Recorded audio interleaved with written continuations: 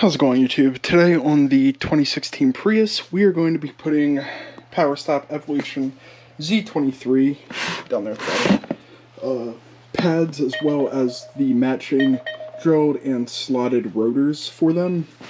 I know that my brakes are beyond shot. I already replaced the driver's side just so I made sure that I know what I was talking about when I did the passenger side with you guys on video.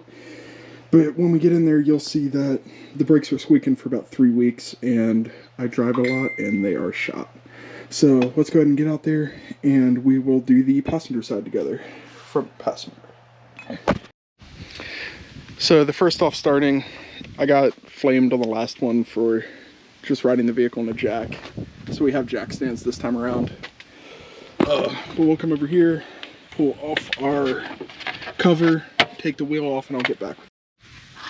So when I was talking about the rotors being pretty bad, I mean, you can't even see really the brake pads down in there, but we'll show those later. But the rotors are noticeably grooved, and they dip down from the top where the pads aren't hitting.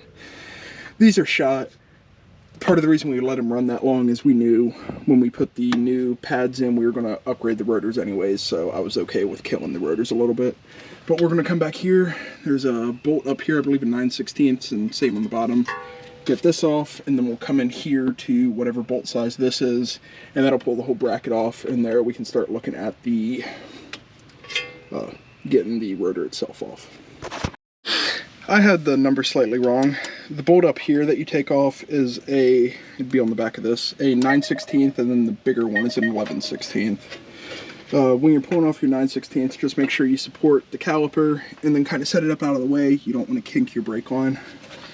Then once you get your two 11/16 out, this whole bracket that holds your pads and everything will come off. Now, I'm just kind of keeping my bolts somewhat organized. On my driver's side, this, doesn't want to come off. If you're in an area that doesn't use salt and all that kind of stuff, great for you. It probably comes off a lot easier. The official way to fix this is to get a bolt that threads into this hole or this hole, this hole or this hole on the rotor, and then you tighten it and it pushes against what's behind it. So I had to just kind of trial and error until I found one that fit. But from there, let me get the socket that goes on here, and I'll show you. You just push this in a little bit, it pops right off for you. So yep, I do know this hole is slightly larger than the hole in the Z23, so I don't know, depending on what kind of brakes you have, it may be a different size threaded bolt that you need. I don't even know really what this bolt is, but just keep going with it.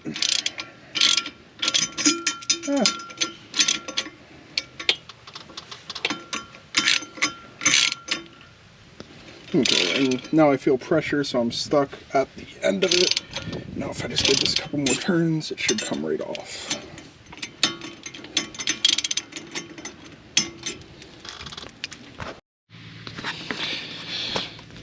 My socket was slipping a little bit, so I had to, apparently I didn't have the correct size, but there we go. And I'll just keep going. You hear it starting to break the rotor free. Yep, and there you go. So I actually bent my bolt, but all that does is it goes through, pokes through the back, and pushes off of this plate. You can see where it did here. But from there, we're going to go ahead and throw the new rotor on there. Once again, make sure that whichever side of the car you're working on, it says. So like this one's front passenger, which is where I'm at. Go ahead and set this in. And now we are going to start cleaning these up. So first of all, let's knock out the old brake pads that we don't care about. And I'm going to go through and replace all these. The four corners have new hardware down there. And then I'm also going to replace these rubber pieces. And I'll show you that when we get to that point. So I got the four clips redone. I also replaced both of these rubber boots. And then if you're looking at it how it sits on the car, the one on the bottom has an additional, let me pull it out, has an additional little gasket in here. The top one does not.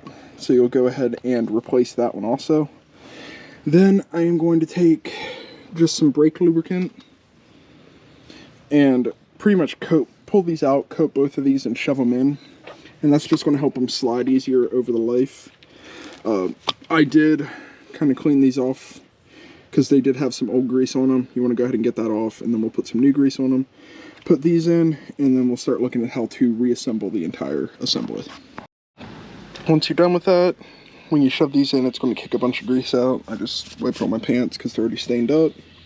But from here, we're going to go ahead and on this way, one of these, yeah, this is going to slide in there. Oh wait, I'm holding it backwards. Once you have all that done, you're going to slide your brake caliper, and it's going to sit like behind the rotor, or the brake holder, excuse me. It's going to sit like behind the caliper, and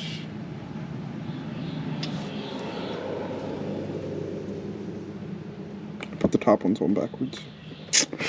Time to fix that. So I just realized I had two of my clips on backwards. You need to make sure that like where they curve out, right there, where they curve out and come back is facing outside, so where my thumb is in the middle is open. It's for the rotor to sit. But once you have all that done, you will take your holder like so. It's going to slip up around your rotor and then fall in where you need to put this 11/16 bolt from the back to hold this again. You might have to kind of push your rotor around since there's nothing holding your rotor at the moment, but we'll get to that in a second. Okay, once you have your two 11/16 bolts on there, you're ready to put your pads in. Now the instructions with the Z23 tell you to grease all four of those, two on the front, two on the back, and grease the rear of your pad. On the front, I guess you could like put it in and then grease it, but on the back it's a lot easier to do it first. Let me see if I can do this one-handed. Gonna have to like fish the dang thing in there. And that's the front one. And you're just gonna kind of do the same thing on the back. It does get it a lot messier if you're greasing them first. Getting the grease like up on this stuff's fine. Just try to keep it off your rotor, obviously, because you want that to grab and not slide, which is what the grease or lubricant does. But I'm going to go ahead and put the back one on, and then I will hop back with you. Hey, this is me from the future. These little clips, they go on the top of your brake pads pointing to the outside. So like this one will be here. Don't be an idiot like me, get this all the way back together and then realize that you have extra parts and have to dig and figure out what they are. So those little clips, I guess they just stop it from falling. I'm not totally sure, but top side, outside, with that pointing, like the side that curves out is pointing away from your pad. But yeah, I'm gonna have to tear back apart the driver's side because I didn't do them over there either. But yeah. Looks like the bottoms don't need one, just the tops. But I'm gonna throw these in now and get back to later down the road. Okay, once you have both your brake pads on, the next step is to push the piston in your caliper back. The way that I did it was I took one of the old brake pads, set it in there, and then I took a crowbar that I had, set it across here, oops, and then just kind of squeezed with one hand on either side and slowly pushed it back. If you have a C-clamp, you could put a C-clamp on here. I don't know where my C-clamps are, so I had to do the physically hard way. But now we're done with that, and we're done with that. Now, we just have to get this on here, and you might have to keep squeezing a couple times. If like your caliper isn't in far enough, it's not going to fit over top how it needs to. But now that we have it sitting here, you have to come up here, and this pin, slide pin, you have to like push it in order for it to fit, which is hard to do. So you push it in, and then you slide that over top. And this is where you'll take that 9/16 bolt that you had, put it in here, kind of line everything up, and it'll slide together. And then you just tighten this down, do that on the top and bottom, and then tighten those all the way down, and that will hold your caliper so it doesn't flip-flop everywhere. When you are going through and getting this back bolt done, The nut that you're screwing into sometimes spins, so I was taking a crescent to hold that. Had two on the top, the bottom one was fine. Just hold that so that's not spinning. Put it all in there, and we should be pretty much buttoned up at this point. So we'll go ahead and slap the tire back on and we should be good to go. Once you have your tires put back on and tightened as much as you can with the car up, go ahead and drop the car down. Run your lugs once more, just making sure they're tight, because sometimes you'll get the wheel to spin when it's still up in the air, so put it on the ground, make sure it's nice and good. And then slap your hubcaps back on. And when I was pushing the caliper back in, I did open up the brake reservoir, so just make sure that if you open that, that's shut again, all that kind of stuff. But that's about it for today. If you see anything that I should have done differently, should have improved on, please comment it below. I'm always looking to get better about it the next time around. If this helped you, feel free to leave a like and subscribe, because this car will be here and a couple other vehicles too that I just kind of do stuff on as it comes up. But that's all for today. Thanks for joining me. Hope you enjoyed.